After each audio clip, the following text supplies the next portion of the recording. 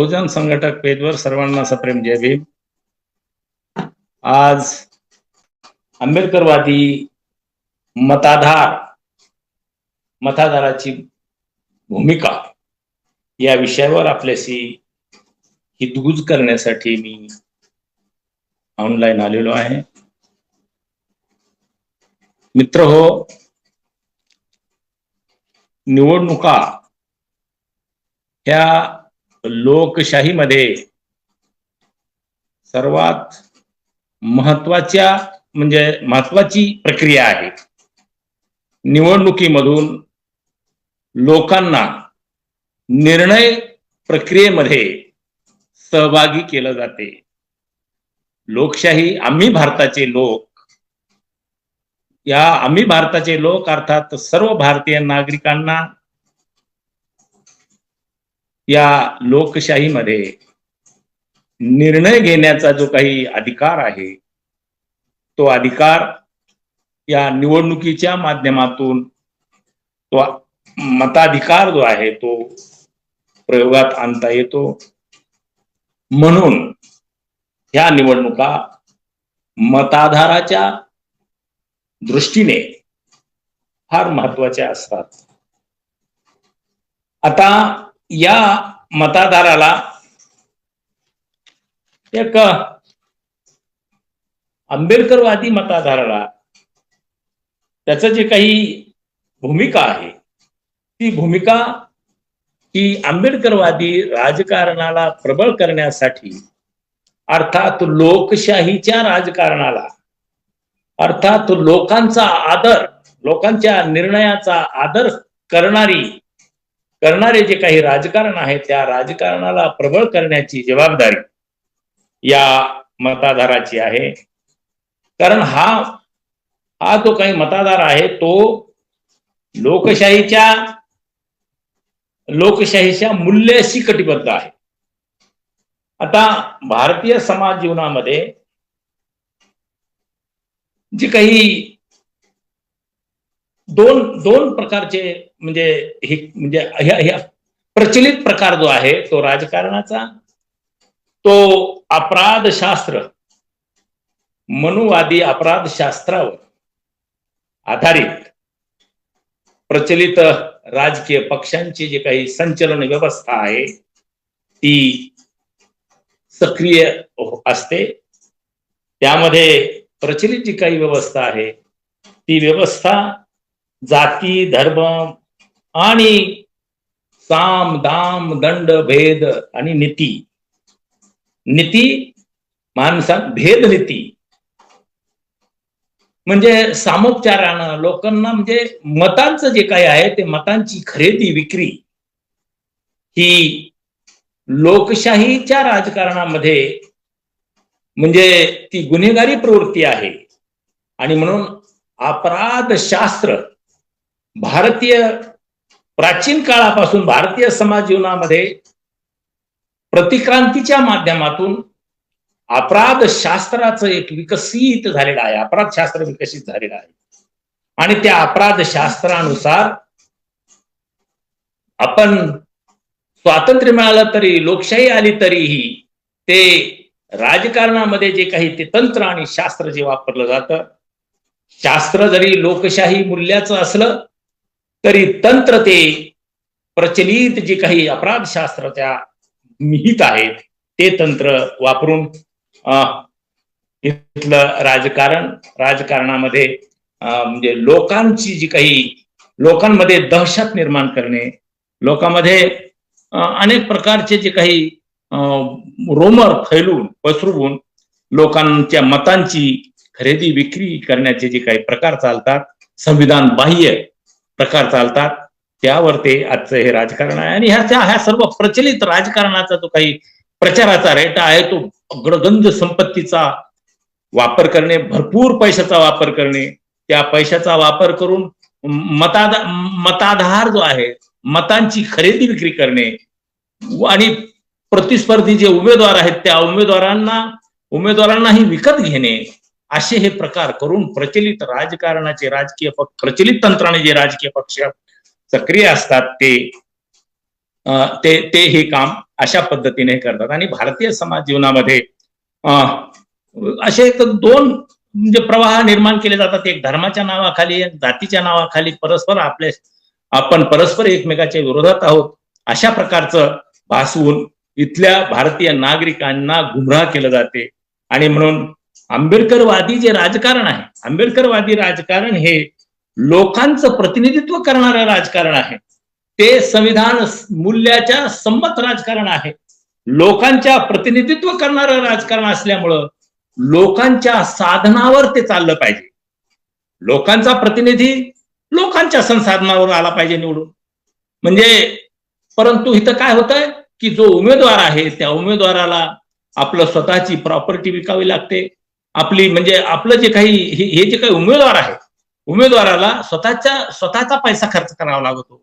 आणि मग आजच्या या निवडणुकीमध्ये करोडोवर खर्च करावा लागतो. आणि हे करोडो रुपये खर्च करण्यासाठी हे जे काही उपलब्ध राजकीय पक्ष, सत्ताधारी आणि विरोधक जे काही सत्तेवर आरूढ झालेले आहेत, ते त्यांना मग हे सर्व पैसे जे आहेत, हे पैसे या राजकीय या व्यवहारामध्ये खर्च करावे लागतात. आणि मग ह्यांचं 5 वर्ष त्या वसुलीकडे लक्ष राहते. म्हणजे इथला जो काही एखादा आमदार खासदार निवडून येतो, तो निवडणुकीमध्ये 10, 15, 20 करोड खर्च करतो. आणि मग 15-20 करोड खर्च केलेले असतात, ते त्याची वसुली करण्यामध्ये त्याचे 5 वर्ष जातात. आणि मग लोककल्याणाच्या राजकारण करण्यामध्ये त्याचा म्हणजे कसल्याही प्रकारचा हे राहत नाही, पुढाकार राहत नाही. इतकंच नाही तर लोकांचा तो प्रतिनिधी नसतो. जेव्हा तो पैसे खर्च करून निवडून येतो तर तो लोकांचा मालक बनून राहतो. त्याची एक भावना असते की मी पैसा खर्च केलेला आहे, पैसा खर्च करून मी आलेलो आहे. आणि म्हणून तो लोकांचं जे काही अंकुश त्याच्यावर कसल्याही प्रकारचा राहत नाही. परंतु नेमकं ह्याच्या विरुद्ध म्हणजे आंबेडकरवादी राजकारण जे आहे, ते आंबेडकरवादी राजकारण हे लोकांचं प्रतिनिधित्व करणारं राजकारण आहे. लोकांच्या आशा आकांक्षा, मान सन्मान, प्रतिष्ठा आणि त्यांचे अधिकार आणि त्यांच्या कल्याणाची जी योजना आहे, त्या योजनांचं प्रतिनिधित्व करण्यासाठी आंबेडकरवादी राजकारणामध्ये हे जे काही उमेदवार असतात ते उमेदवार निवडून द्यायचे असतात. आणि हे उमेदवार निवडून देत असताना लोकांचे संसाधनं असली पाहिजेत. लोकांनी ती संसाधन लावून त्याला ते उमेदवाराला उभं केलं पाहिजे. अशा प्रकारची एक कल्पना आंबेडकरवादी राजकारणाची आहे, लोकशाहीच्या राजकारणाची आहे. आणि मग आज जे आहेत आणि ह्याच तंत्राला, स्वाभिमानी तंत्राला जवळपास एक इतिहास आहे. आंबेडकरवादी चळवळीचा एक फार मोठा स्वाभिमानी चळवळीचा एक इतिहास आहे. आणि त्या इतिहासातून हे जे काही आंबेडकरवादी राजकारण आज आपल्याला समोर दिसत आहे.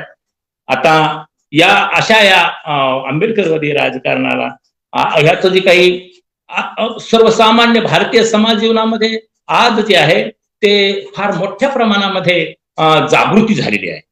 मताच्या प्रती, आपल्या अधिकाराच्या प्रती नागरिकांमध्ये, मतदारामध्ये, भारतीय समाज जीवनामध्ये फार मोठ्या प्रमाणात जागृती झालेली आहे. आणि त्यांच्या आशा आकांक्षा आणि प्रतिष्ठा, मान सन्मान हे सर्व मिळवण्यासाठी आता या ज्या काही प्रचलित जे राजकारण आहे, पैशाचं राजकारण आहे, पैशाचा व्यवहार, खरेदी विक्रीचं राजकारण आहे, ह्याला ते विटलेलं आहे समाज. आणि म्हणून समाज विटलेला आहे. परंतु त्याच्या समोर तो काय की समाज विटलेला हे कधी दिसतंय की समाजाला हे राजकारण मान्य नाही. जेव्हा परिवर्तन, सत्ताधाऱ्यामध्ये परिवर्तन होतं, दुसऱ्या पक्षाला ते मतदान करतात आणि दुसरा पक्ष निवडून आणतात.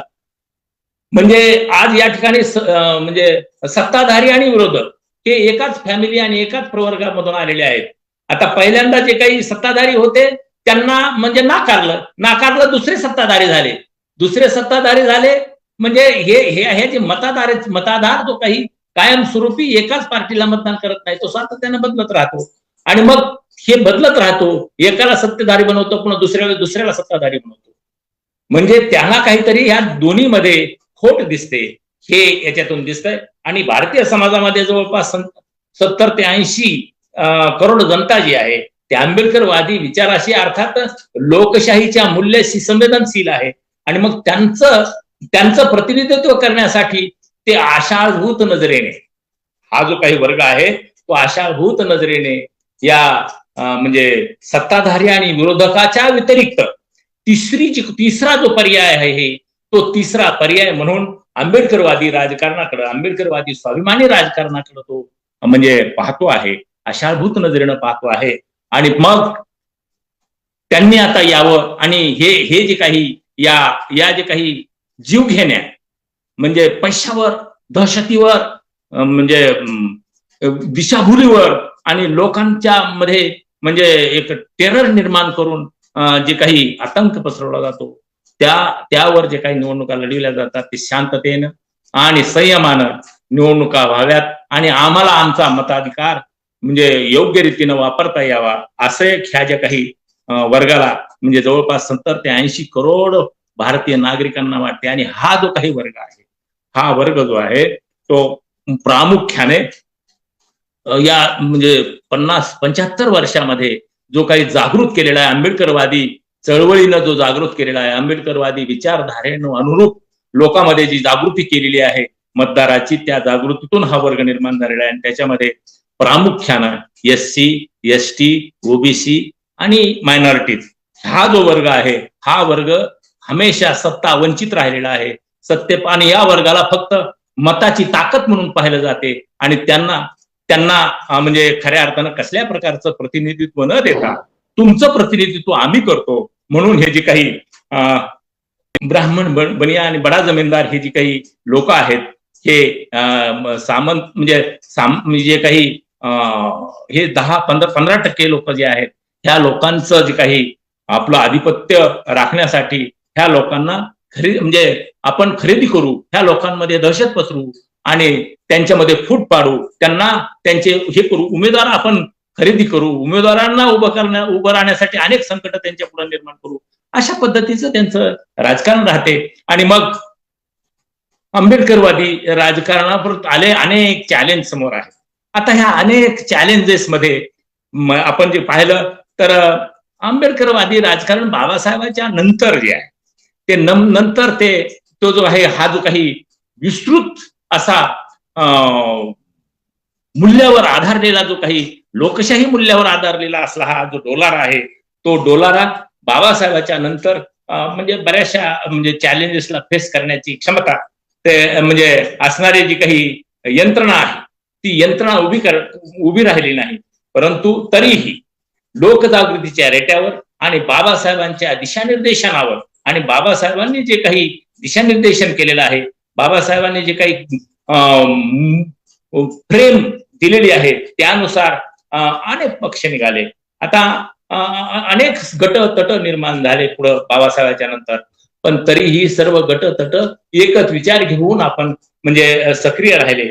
तर यासाठी म्हणजे या मतदाराची आता सक्रिय राहिले आणि लोकांमध्ये अवेकनिंग आणि जागृती करण्याचं काम फार मोठ्या प्रमाणात केलं. आणि म्हणूनच लोकांमध्ये म्हणतात की आंबेडकरवादी हे जे काही राजकारण आहे ते राजकारण नसून सामाजिक चळवळी आहेत का असं म्हटलं जातं. कारण राजकारण हे प्रचलित राजकारण डावपेचावर, तडजोडीवर आणि विविध अशा ह्याच्यावरती हे चाललं जातं. हे आणि हे सर्व मूल्य सांगत राहतात. आंबेडकरवादी जे आहेत ती मूल्य सांगतात. म्हणजे हे विचारवंत आहेत, हे राजकारण करू शकत नाहीत, रणनीतीचं राजकारण करू शकत नाहीत. अशा प्रकारचा जो काही रोमर आहे ह्या भारतीय समाज जीवनामध्ये प्रस्थापित राजकारण्याकडून पसरवला जातो. आणि मग हे जे काही आंबेडकरवादी राजकारणामधले जे काही तज्ञ लोक आहेत त्या तज्ञ लोकांना म्हणजे अनेक आपल्या कह्यात घेऊन त्यांना त्यांच्या म्हणजे विविध त्यांच्या आवडी निवडीनुसार त्यांना या त्यांच्या सेटअप मध्ये सामील करून घेतात. आणि मग हे आंबेडकरवादी राजकारणाला जे काही संसाधन स्त्रोत असावा लागतो तो जनतेचा असला पाहिजे, जनतेचा असला पाहिजे. तर तो जनतेचा स्त्रोत तरच आपणाला, कारण प्रचलित राजकारण जे आहे ते एका उमेदवाराला जर 50-60 करोड जर खर्च करावा लागत असेल तर हा खर्च सर्वसामान्य जो काही समाज आहे SC, ST, OBC आणि मायनॉरिटीज मधला जो वंचित आहे, पालावर राहणारा आहे, जो म्हणजे भटका विमुक्त आहे, ज्याला घरच नाही राहायला, अशा लोकांना मग प्रतिनिधित्व कसं मिळतं. तर अशा लोकांना प्रतिनिधित्व मिळालं पाहिजे. हे भारतीय लोकशाहीचं केंद्रक आहे. आणि म्हणून अशा हे राजकारण यशस्वी करण्यासाठी सर्वच जनता आज म्हणजे आंबेडकरवादी राजकारणाकडे आशाभूत नजरेनं पाहते आहे. आणि यामध्ये काय आहे की म्हणजे आता हे पाहते, परंतु त्याला स्थैर्य म्हणजे त्याला म्हणजे सॅटिस्फाय करणारी जी काही म्हणजे राजकीय पक्ष जे आहेत ते पक्ष आज आपल्याकडं म्हणजे जी काही यंत्रणा असावी लागते त्या पक्षाकडे, आंबेडकरवादी राजकारण चालवणाऱ्या संचलित करणाऱ्या पक्षाकडे यंत्रणा जी आहे ती यंत्रणा फार तोकडी यंत्रणा आहे. आणि ती तोकडी यंत्रणा असल्यामुळं अनेक आघाड्यावर जे काही लढाई लढायची असते राजकारणामध्ये, केवळ मताधारावरच नाही लढाई लढता येत, तर सर्वच आघाड्यावर आपल्याला म्हणजे हे करावं लागते, संचलन करावे लागते. आणि ते सर्व आघाड्यावर संचलन करण्यासाठी ती यंत्रणा उपलब्ध नाही आहे. म्हणून बऱ्याचशा गोष्टी एकतर मग काय असतंय की अनेक गट झालेले आहेत. अनेक गट आंबेडकरवादी विचार घेऊन अनेक राजकारणामध्ये गट आहेत. आता हे अंतर्गत गट आहेत, ते गट का आहेत? त्यांनी जे काही आहेत ती प्रचलित पक्षाकडे पाहून त्यांचं मॉडेल समोर ठेवून त्यांनी राजकारण करतात. त्यामुळे ते अनेक गट निर्माण होणारच. कारण त्यांना आंबेडकरवादी विचारधारेवर जे काही राजकारण करायचं आहे ते राजकारण करत असताना गट तट पडण्याची शक्यताच नाही आहे. कारण ते व्हॅल्यू बेस राजकारण आहे. व्यक्ती महात्म्य वाढवणारं नाही आहे, किंवा व्यक्तीचं स्तोम माजवणारं म्हणजे राजकारण नाही आहे, किंवा लिडरशिप ओरिएंटेड म्हणजे एक लिडरशिप केंद्रित राजकारण नाही आहे. ते लोक केंद्रित राजकारण आहे. लोकांच्या कल्याणाचं केंद्र बिंदू बनवून ते राजकारण आहे. आणि त्यामुळं हे जे काही पक्ष आहेत हे पक्ष जे एकल हाती म्हणजे संचलन करतात. आणि मग एकल हाती संचलन केल्यामुळं लोकशाहीची जी काही नॉर्म्स आहेत ते नॉर्म्स लोकांमध्ये म्हणजे कार्यकर्त्यामध्ये दृढ होत नाही, ती यंत्रणा सक्रिय होत नाही. आणि मग त्यामुळं हे जे काही मग हे व्यक्तिगत महत्वाकांक्षा मग बळावते आणि मग गटतट निर्माण होतात. तर गटतट निर्माण होतात. तर हे जे आहे ते प्रचलित पद्धतीनं राजकीय पक्षाचं संचलन, राजकारणाचं संचलन, फिलॉसॉफिकल म्हणजे जे काही आधार आहे आंबेडकरवादी राजकारणाचा, तत्वज्ञानाचा जो आधार आहे तो तत्वज्ञानाचा आधार बाजूला ठेवून आपण म्हणजे हे जे काही व्यक्ती केंद्रित हे राजकारण केलं जातं. आणि त्याच्यामुळे ते गटतट निर्माण होतात. आणि मग त्यामुळं लोकांना असं वाटतं की आपण आता निवडून येत नाही. परंतु बाबासाहेबांनी जे काही सांगितलेलं आहे त्या तंत्रानुसार तुम्ही काम करा ना. बाबासाहेब काय म्हणलेले आहेत की तुम्ही जे काही तुमचा जो मताधार आहे, तुम्हाला जे काही 50 वर्ष 100 वर्षाचा जो इतिहास आहे त्या इतिहास तुमचा म्हणजे एका विशिष्ट विचारधारेचा इतिहास आहे. स्वाभिमानानं तुम्हाला म्हणजे स्वाभिमान घेऊन तुम्ही चळवळी केलेल्या आहेत. आणि त्यामुळे तुम्ही एक सामर्थ्यशाली बनलेला आहात. ते तुम्ही मतामध्ये कन्व्हर्ट करून तुमची शक्ती जी आहे ती वेळोवेळी तुम्ही मूल्यांकित करताय. म्हणजे राजकारणात काय होतं की शक्ती किती तुमची वाढली, जनाधार किती वाढला, हे राजकारणामध्ये मोजमाप होत असते. सामाजिक क्षेत्रामध्ये तुम्ही किती प्रचार प्रसार केला, कोणत्या विचारानं प्रचार प्रसार केला, त्या विचाराचं प्रतिबिंब निवडणुकीमध्ये मताच्या गिनतीमध्ये तुमचं मोजमाप होत असते. आणि म्हणून तुम्ही आंबेडकरवादी जे काही लोक आहेत, मताधार आहे, त्यांचं जे मत आहेत ते मत काउंट केले जातात. आणि इतके लोक आंबेडकरवादी आहेत असं म्हणजे लोकशाहीमध्ये त्यांचं मूल्यांकन होत असते. परंतु आपण काय समजतो की आपण म्हणजे लोकांमध्ये धारणा अशी आहे हे गटतट तर आहेत, परंतु ते गटतट जरी असले तरीही लोकांच्या समजेच्या आधारावर ते मतदान झालं तर त्या गटातटाचं सुद्धा काउंट करता येऊ शकते. परंतु त्याच्यामध्ये लोकांमध्ये असा एक भ्रम पसरवला जातो की तुम्ही लोक निवडून येऊ शकत नाही. तर तुम्ही लोक निवडून येऊ शकत नाही. आंबेडकरवादी म्हणजे जे काही लोक आहेत, पक्ष आहेत, ते निवडून येत नाहीत असं कोणत्या आधारावर म्हणतात की तुम्ही जे काही भारतीय नागरिकांचं प्रतिनिधित्व करणारं जे राजकारण, लोकसत्ताक राजकारण करताय, त्या राजकारणाला ते जातीच्या ह्याच्यामध्ये परिघामध्ये ते पाहतात की तुम्ही म्हणजे शेड्यूल कास्टचे लोक, तुम्ही म्हणजे बौद्धांची लोक. आणि हे तो आंबेडकरांचं राजकारण म्हणजे बौद्धांचं राजकारण. आंबेडकरांचं राजकारण म्हणजे त्या शेड्यूल कास्टचं राजकारण, अशा प्रकारचं ते म्हणजे त्या परिघातून, त्या चष्म्यातून, त्या झरोक्यातून ते पाहतात. आणि त्यामुळे मग काय होतंय की तुम्ही विशाल दृष्टिकोन घेऊन आलेला आहात. तुम्ही आंबेडकरवादी राजकारण जे आहे ते विशाल व्यापक दृष्टिकोन घेऊन आलेला आहात, परंतु तुम्हाला एका विशिष्ट जातीमध्ये, विशिष्ट म्हणजे वर्गामध्ये तुम्हाला बंदिस्त केलं जातं. आणि मग बाबासाहेबांनी म्हटलेलं आहे, पूर्वी होतं शेड्यूल कास्टचं राजकारण बाबासाहेबांनी केलं, परंतु जेव्हा संविधान लागू केली त्यावेळेस बाबासाहेब म्हटले की आता मी या शेड्यूल कास्ट फेडरेशनचा सदस्य राहणार नाही, कारण आता भारताला स्वातंत्र्य मिळालेलं आहे, भारत आता संविधानानुसार चालणार आहे आणि संविधानामध्ये आता आपल्याला संविधानानुसार राजकारण चालणार आहे, ह्याच्यामध्ये असा जातीच्या आधारावर पक्ष आपल्याला चालवता येणार नाही. त्यासाठी म्हणून तुम्हाला आता बहुसंख्याक व्हावं लागेल, शेड्यूल कास्टच्या मतावर तुम्ही आता निवडून येणार नाहीत, परंतु तुम्हाला जर निवडून येण्यासाठीचा त्यांनी एक मार्ग सांगितलेला आहे. तो मार्ग कोणता?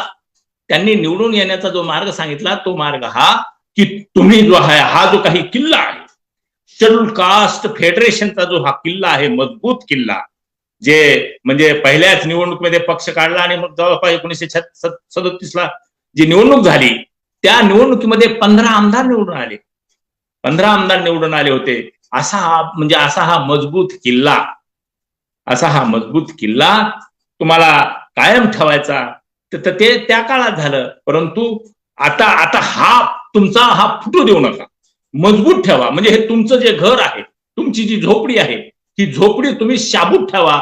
तुम्ही निवडून येणार नाहीत, आता म्हणजे आता बहुमतावर आपण निवडून येणार आहोत आणि शेड्यूल कास्टवर आपण आता निवडून येणार नाहीत, हे जरी असलं तरी या मतामध्ये शेड्यूल कास्टच्या मतसंख्येमध्ये भर घालण्यासाठी तुम्ही ओबीसींना बरोबर घ्या, भटक्या विमुक्तांना बरोबर घ्या, शेड्यूल ट्राईबना बरोबर घ्या आणि त्यांना मित्र बनवा.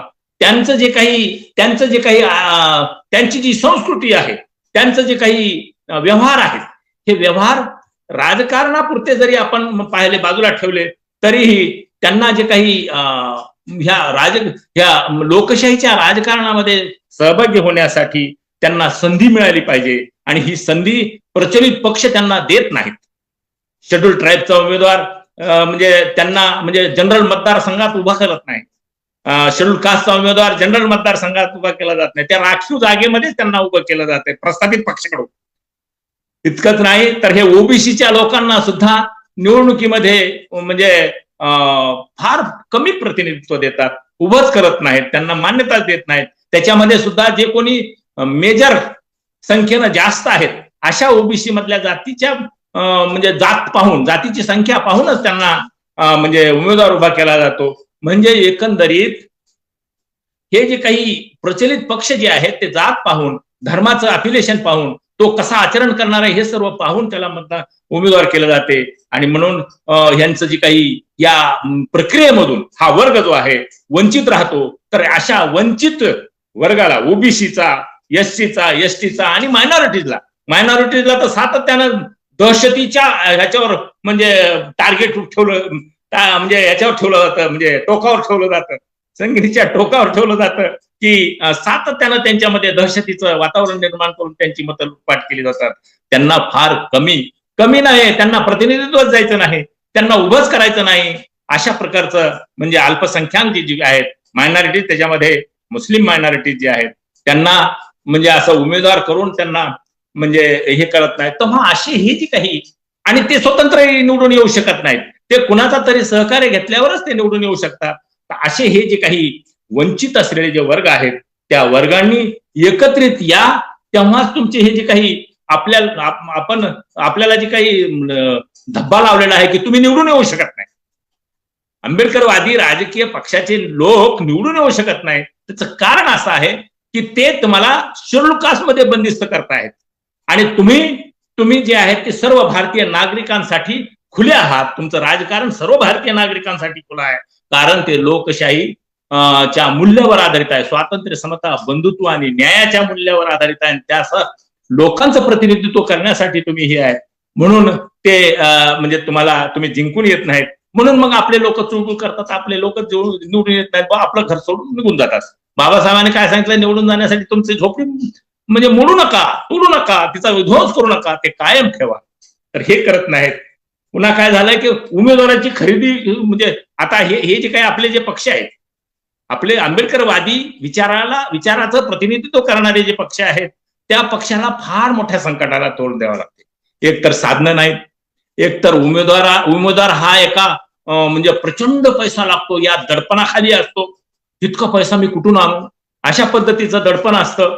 आणि मग तो उमेदवाराची एक तर काय होते, दहशत निर्माण केली जाते, त्याला खरेदी केलं जातं, खरेदी विक्रीचा व्यवहार होतो, आणि मग त्या उमेदवारच ठेवत नाहीत. आता जरी झालं, किती कष्टानं एखादा म्हणजे प्रयत्न केले, तरीही तो उमेदवार तुम्ही स्वाभिमानी उमेदवार देऊ नये. तुम्ही दिला तरी तुम्ही स्वाभिमानी म्हणजे तुम्ही जे स्वाभिमानी वर्ग आहे तुमच्यामध्ये, SC, ST, OBC आणि मायनॉरिटीज मधला जो आंबेडकरवादी विचारानं दृढ झालेला जो काही हार्ड कोअर आहे, हार्ड कोअर मधला उमेदवार तुम्ही देऊ नये. तो इतर जे आहेत नवीन उमेदवार द्यावेत, OBC मधले, ST मधले. आणि मग काय होतंय की हे उमेदवार देऊन आपण बंधू म्हणजे त्यांना जवळ घेण्याचा प्रयत्न करतोय, त्यांना एकत्रित आणण्याचा प्रयत्न करतोय. आणि हा प्रयत्न महाराष्ट्रामध्ये जे आहे, विशेष करून म्हणजे बाळासाहेबांनी हा म्हणजे बाबासाहेबांच्या राजकारणानंतर म्हणजे आणि संयुक्त महाराष्ट्राची जी काही निवडणूक झाली, त्या निवडणुकी म्हणजे 57च्या निवडणुकीच्या नंतर म्हणजे जे काही निवडणुका झाल्या, त्या काळात म्हणजे एकत्रित येऊन लढले, त्याच्यात आमदार बी भरपूर आले. परंतु त्यानंतर ही सरी म्हणजे मोडतोड केली प्रस्थापितांनी, काँग्रेसनं म्हणजे ह्याचं रिपब्लिकन पक्षाची मोडतोड केली, अनेक गट निर्माण केले. आणि मग ते ठीक आहे, पण त्यांना दोष देणं सुद्धा गलत आहे. हेच वाताहत झाली. तर मग ह्याच्यामध्ये हे प्रयोग करण्यासाठी हे जे काही जनाधार विस्तृत करणे, शेड्यूल कास्टचा जनाधार विस्तृत करण्यासाठी जे काही स्पेसिफिक प्रयत्न जे आहेत, ते स्पेसिफिक प्रयत्न म्हणजे महाराष्ट्राच्या राजकारणामध्ये बाळासाहेबांच्या माध्यमातून निरनिराळे प्रयोग केले. म्हणजे कांशीराम साहेबांच्या माध्यमातून SC, ST, OBC आणि मायनॉरिटीला एकत्रित एकसंघ करण्याचे प्रयत्न त्यांनी राष्ट्रीय स्तरावर संघटन बांधून केले. महाराष्ट्रामध्ये बाळासाहेबांनी बहुजन महासंघ आणि भारिप यांना असं जोडून त्यांना म्हणजे त्यांचंही विस्तृतीकरण करण्याचा प्रयत्न केला. आणि पहिलं जे काही यश संपादन केलं ते किनवटमध्ये केलं, आणि किनवटमध्ये OBCचा कॅन्डिडेट उभा केला. आता OBCचा कॅन्डिडेट उभा केला आणि परिश्रम घेण्यासाठी सर्व आंबेडकरवादी म्हणजे जे काही जनाधारामधले जे काही कार्यकर्ते आहेत, सक्रिय कार्यकर्ते, कमिटेड, विचारधारेशी कमिटेड असलेले कार्यकर्ते म्हणजे हे केले, सक्रिय झाले आणि सर्व प्रचाराला गेले. इथून अंबेजोगाईमधून सुद्धा फार मोठी टीम हे झाले, त्याच्यामध्ये आमचे माधव मोरे सुद्धा म्हणजे शहीद झालेले आहेत त्याच प्रचारामध्ये. तर हे इथून ते म्हणजे किनवटला प्रचाराला गेले, त्यांना निवडून आणल्यानंतर ते राहिले नाहीत. मग आता हा जो काही परंतु काही म्हणजे त्याच्यात बाळासाहेबांनी काय गुन्हा केला सांगा बरं. बाळासाहेबांनी जे काही राजकारण केलं की ते आपण आता शेड्यूल कास्टच्या ह्याच्यावरती आपण निवडणुका जिंकू शकत नाही, आणि तुमची झोपडी मोडायची नाही, आपली झोपडी कायम ठेवून, आपला पक्ष कायम ठेवून त्या पक्षामध्येच जनाधार विस्तृत करणे, मताधार विस्तृत करण्याचा भाग म्हणून त्यांना उमेदवार निवडून आले. तेही प्रस्थापित पक्षाने उचलून घेऊन गेले. नंतर दशरथ भांडे आले, मकरम पवार आले, आणखी वेगवेगळे जे काही निवडून आणले अकोला पॅटर्नच्या माध्यमातून, त्यांचंही म्हणजे त्यांनाही प्रस्थापित पक्षांनी त्यांनाही बाजूला सारलं. इतकंच नाही तर अनेक जे काही आजही म्हणजे बरेचसे काही उमेदवार आज दिले, तर आज बरेचसे उमेदवार आज फार मोठे चांगल्या पद्धतीचे आणि चांगले उमेदवार बाळासाहेबांनी दिलेले आहेत. आणि इतकंच नाही तर इतिहासामध्ये एक म्हणजे थर्ड जेंडर यांना जे काही प्रतिनिधित्व देण्याचं काम जे आहे इतिहासामध्ये पहिल्यांदा वंचित बहुजन आघाडीने केलेला आहे. आणि त्यांचा प्रचार सुद्धा अनोखा प्रचार आहे. लोकशाहीच्या राजकारणाला शोभेल असा की तुमचं प्रतिनिधित्व करायचं आहे तर तुम्ही मत ही द्या आणि आम्हाला धनही द्या, पैसाही द्या.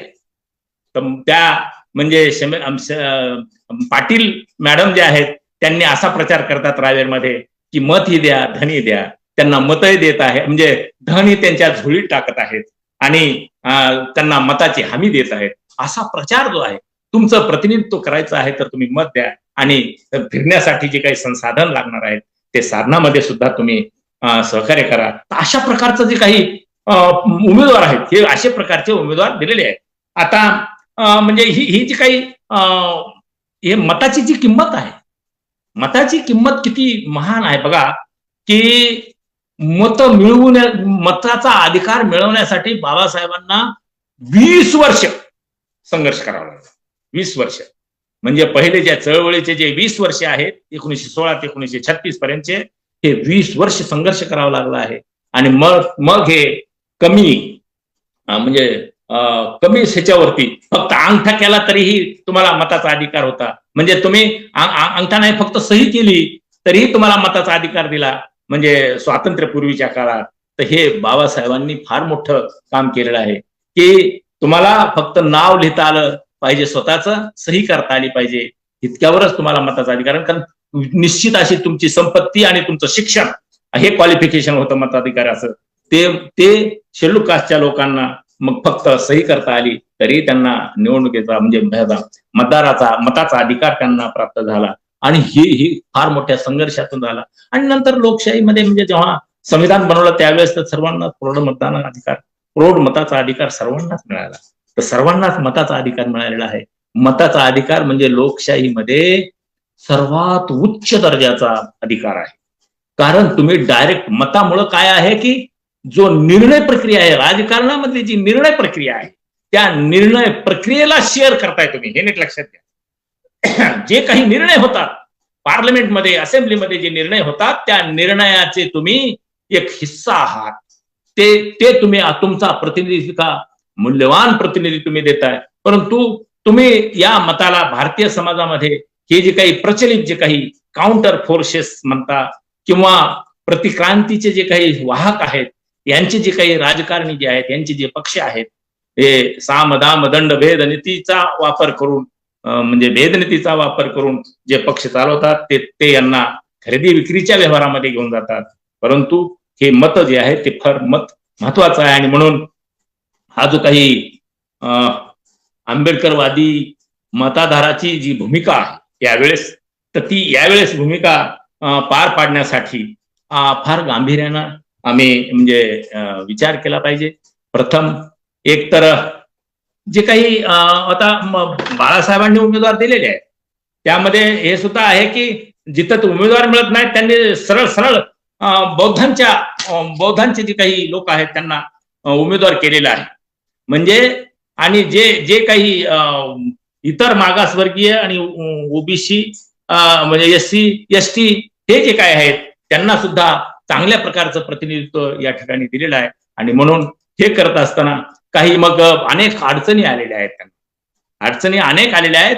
हे जे काही शासन यंत्रणेमध्ये म्हणजे मग म्हणजे हे जे काही फॉर्म बाद होण्याचे जे प्रकार आहेत, फॉर्म काढून घेण्याचे जे प्रकार आहेत, हे प्रकार जे आहेत ती ह्या दहशतीतून आणि त्यांच्यावरती म्हणजे आयसोलेट करून एकांतात त्यांच्यावरती म्हणजे दबाव आणून दबाव तंत्राचा वापर करून प्रस्थापितांनी त्यांना हे केलेलं आहे. आणि तशी हे का करू शकले, तर तशी एक यंत्रणा आमची कमजोरी ही आम्ही आता मान्य केली पाहिजे, की आमची जी काही यंत्रणा आहे ती बूथ लेवलवरची यंत्रणा, तिथपर्यंतची आमची यंत्रणा जी आहे, 1 बूथ आणि 10 ऍक्टिव्हिस्ट, 10 कार्यकर्ते, एका बूथवर 10 कार्यकर्ते असले पाहिजे. म्हणजे बूथ वाईज असे कार्यकर्ते जर आपले झाले तर त्याच्यातून मग एक म्हणजे हे राहते की हौसला, मतदाराला हौसला येण्यासाठी आमचे संरक्षक कोणीतरी आहेत. कारण दहशतीच्या वातावरणामध्ये त्यांचा एक सुरक्षा करणारा सुरक्षा कवच म्हणून म्हणजे जे काय आहे म्हणजे विचाराचं जे सुरक्षा कवच केवळ विचारावर नाही तर सर्वच आघाड्यावरती त्यांना संरक्षित करणारी यंत्रणा उपलब्ध आहे. तेव्हा बिनधास्तपणे हे मतदान करतील. तेव्हा ही जी काही म्हणजे जी काही व्यवस्था आहे ही व्यवस्था यंत्रणा नाही, व्यवस्था आहे परंतु यंत्रणा पक्षाकडे नसल्यामुळं बऱ्याचशा गोष्टी अभाव असल्यामुळं ते परंतु अशाही काळामध्ये मग आपली जी काही आंबेडकरवादी मताधार जो आहे तोच खऱ्या अर्थानं स्वतंत्र बुद्धीनं मतदान करतो आहे. हे भारतीय समाज जीवनामध्ये एक वैशिष्ट्य आहे. कोण स्वतंत्र बुद्धीनं मतदान करतो, कोणत्या विचाराचा माणूस. बाकीचे तर सर्व जातीच्या उमेदवाराला, धर्माच्या उमेदवाराला आणि आणखी काही काही आमिष दिलेले आहेत दहशतीतून, आणखी अनेक प्रकारचे आमिष देऊन ते मतदान करतात. आंबेडकरवादी स्वाभिमानी मतदार जो आहे तो मतदारच फक्त विचारधारेनुरूप मतदान करतो. आणि एक लक्षात घ्या, आंबेडकरवादी मतदारच हा ट्रान्सफरेबल आहे.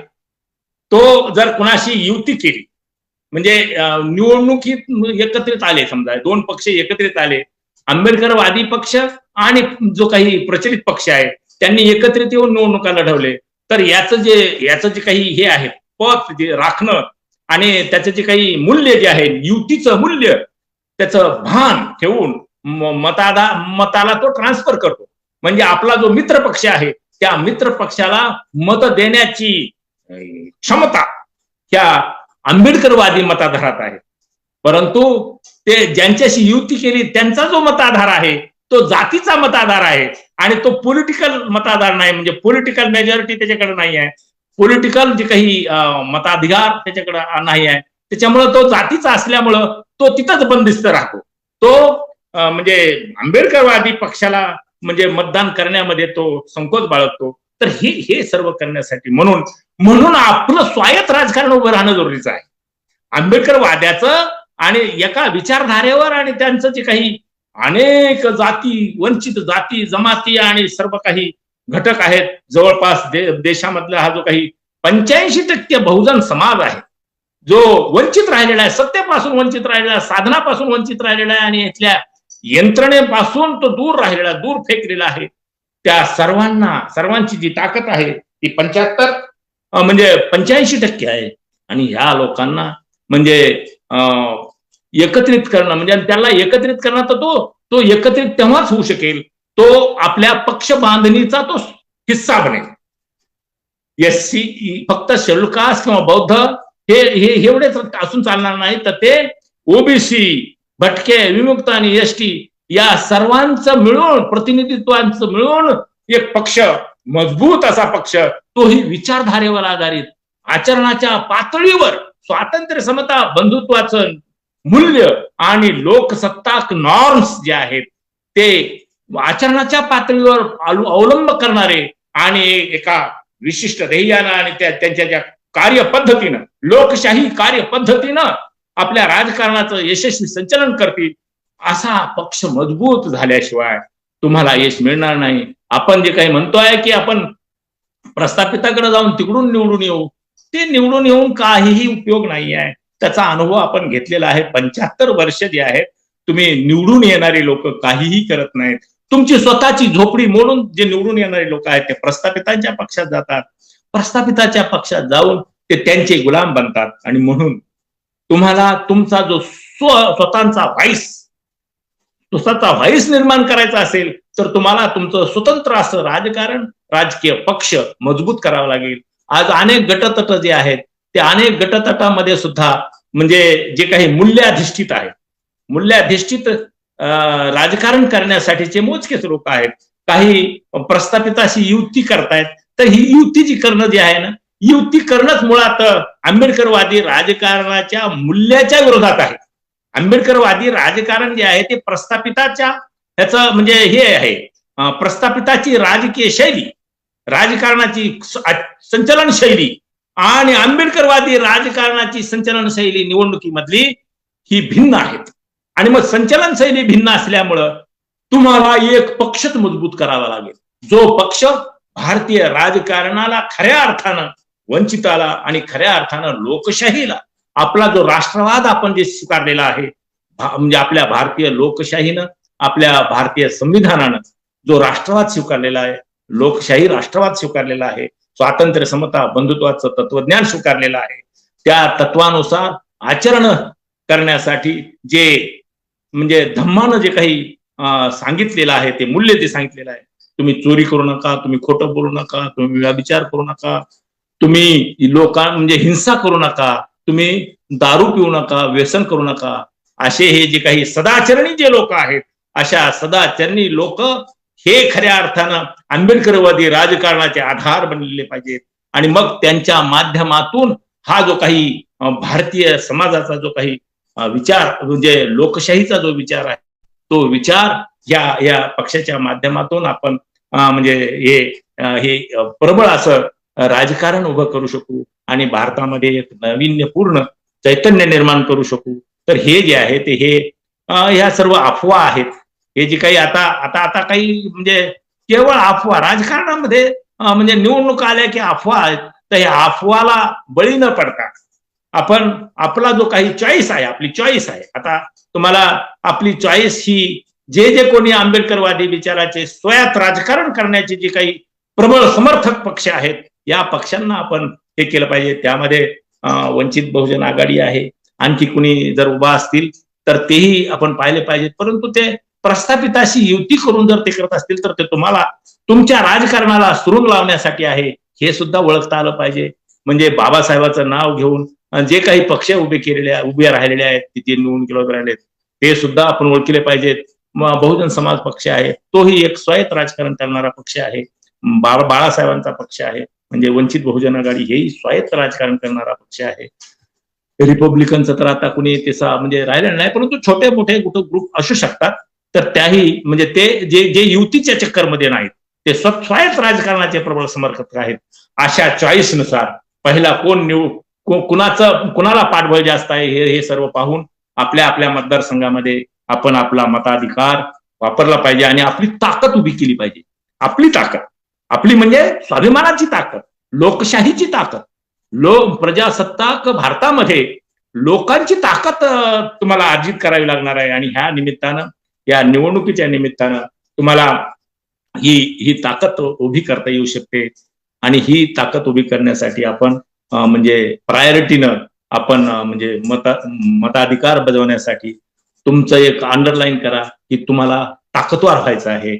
म्हणजे म्हणून तुम्ही हे करताय. कुणाला हरवण्यासाठी कुणाला पाडण्यासाठी तुम्हाला तुमचं मताचा वापर करू शकत नाहीत. कारण तुम्ही आंबेडकरवादी आहात. तुम्ही पॉझिटिव्ह पॉलिटिक्स करणारे लोक आहात. आणि इतकंच नाही तर तुमच्यावर हा देश हा तुमच्या विचारधारेवर तुमच्या ज्या हे सर्व म्हणजे साधन तंत्रावर तुमच्या वैचारिक साधन स्त्रोतावर हा भारताचा जो हा डोलारा आहे हा डोलारा उभं करण्याची जबाबदारी आहे ती आंबेडकरवादी मतदाराची आहे. कारण या देशामध्ये खऱ्या अर्थानं म्हणजे जे काही निर्माण करावं लागणार आहे जे खऱ्या अर्थानं लोकांच्या हिताचं जे राजकारण करावं लागणार आहे ते लोकांच्या हिताचं लोकांच्या कल्याणाचं लोकांच्या प्रतिनिधित्वाचं राजकारण आंबेडकरवाद्यांना करायचं आहे. आणि म्हणून आंबेडकरवादी जनाधार हा फार महान लोक आहेत.